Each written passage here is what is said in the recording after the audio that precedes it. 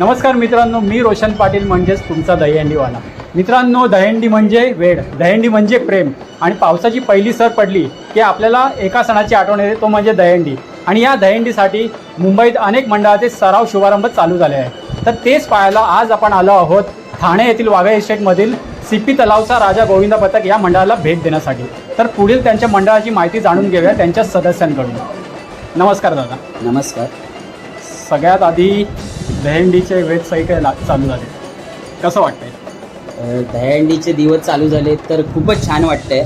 आणि हे दिवस बघण्यासाठी आम्ही खूप आतुरतेने प्रयत्न करत असतो की गेल्या वर्षी जसा संपला दहीहंडीचा दिवस असतो तो संपतोय आणि त्याच्यानंतर परत कधी पुढचा वर्ष येतोय हे आम्ही वाट पाहत असतो या गोष्टी. आपल्या श्रोत्यांसाठी तुमच्याबद्दल आणि तुमच्या पथकाबद्दल थोडीशी माहिती सांगा.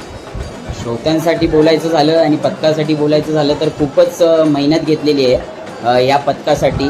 2024ची स्थापना आहे आपली सीपी तलावचा राजा गोविंदा पथक. एक गाव एक गोविंदा आपण केलेला. आणि या गोविंदा स्टार्ट करण्यामध्ये भरपूर जणांची मेहनत आहे की अध्यक्षांनी मेहनत घेतली आहे, तसे मंडळातल्या प्रत्येक कार्यकर्त्यांनी मेहनत घेतली आहे या गोष्टीसाठी. गोविंदा पथक तयार करताना सर्वात मोठं आव्हान काय होतं?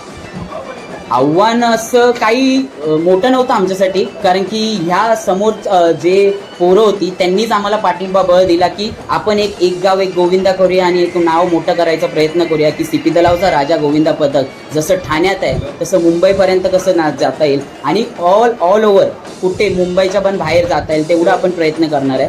तसं यांनीच पाठिंबा दिला आहे. असं बोलता येणार नाही की आपल्याला जास्त हे आलं, कठीणाई आली.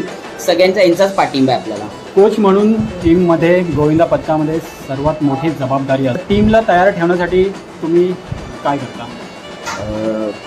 प्रथमतः मी जेव्हा प्रॅक्टिस चालू होणार, जसं आज चालू होणार, तर मी पहिलंच आव्हान त्यांना असं करतो की फिजिकल फिट म्हणजे स्वतः आपण किती फिट आहे ह्याच्याकडे जास्त लक्ष दिलं पाहिजे. आणि मी खेळाडू आहे, मी कोच जरी असलो तर मी दिशा दाखवायचं काम करतोय. कोच मला असं बोलता येणार नाही, मी पण खेळाडू आहे, मी पण थरात उभा असतो.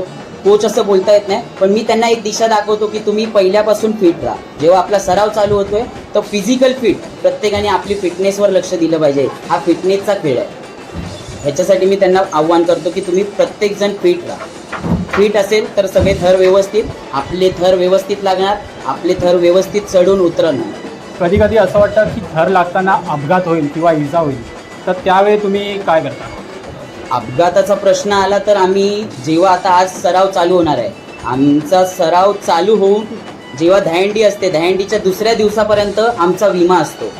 विमा आमचा पूर्ण 2 महिने 2.5 महिने विमा निघालेला असतो प्रॅक्टिसचा.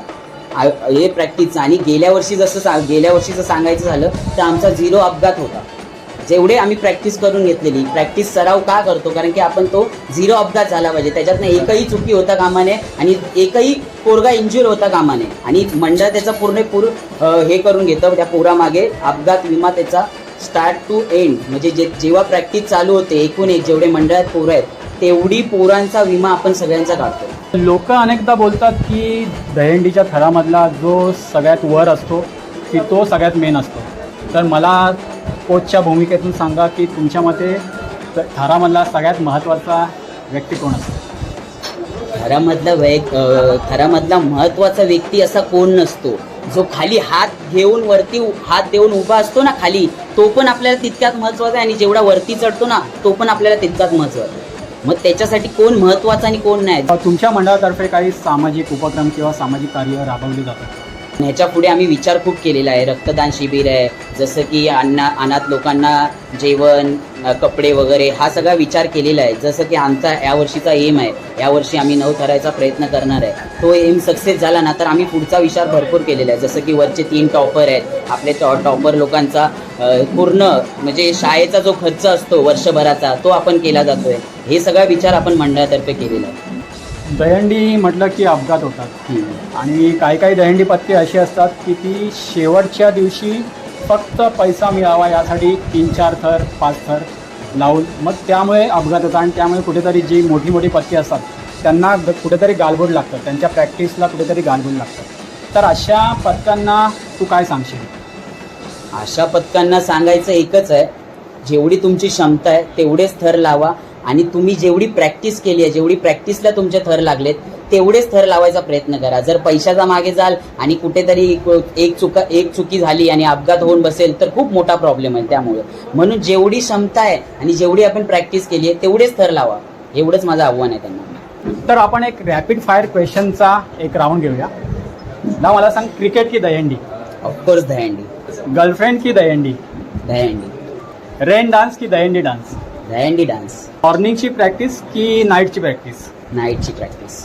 आता सगळ्यात कठीण प्रश्न, मुंबईच्या दहीहंड्या की ठाण्याच्या दहीहंड्या? ठाण्याच्या दहीहंड्या. ठाण्याच्या. मंडळी, आज इंटरनॅशनल फादर्स डे आहे. तर मला इथे एकच सांगायचं आहे की वडिलांसाठी कोणता दिवस स्पेशल नसतो, तर वडिलांमुळेच सगळे दिवस स्पेशल असतात. आपल्या मनातील आपण सगळं काही आपल्या आईसोबत तर शेअरच करत असतो, पण वडिलांसमोर काही शेअर करत नाही. तर आज फादर्स डेच्या दिवशी मी तुला विचारतो की वडिलांसाठी काय सांगशील? मी माझ्या वडिलांबद्दल 2 शब्द बोलतो.